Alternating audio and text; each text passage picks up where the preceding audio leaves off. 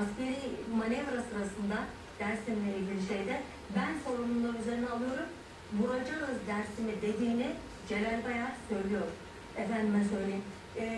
Atatürk'ün Trabzon'da Gazi Evi'nde duvarda sergilenen Dersim'le ilgili harekat planı vardı. Üzerinde kırmızı, yeşil işaretler, düşman. Atatürk'ün el yazısıyla yazılmış şeylerdir onlar. Ve Atatürk hastalığı sizin de hatırlayacağınız üzere, bilmem o resmi siz de anımsar mısınız?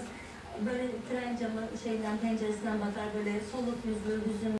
O 19 Mayıs 1938 tarihinde Atatürk'ün törenleri izledikten sonra şeye doğru gidişi, Hatay meselesini bağlamak üzere ya da o kapsamda Mersin'e doğru bir trenle yolculuğu vardır. O sırada Atatürk ayakta törenlere katılan, emirler veren, aklı başında bir insandır. Şimdi bu tür iddiaları yapanlar şunu mu demek istiyorlar? Atatürk 200 sene böyle haberi yoktu, hastaydı, mental bakımdan problemliydi, onu birileri göstermelik olarak ileride tutuyordu mu diyorlar.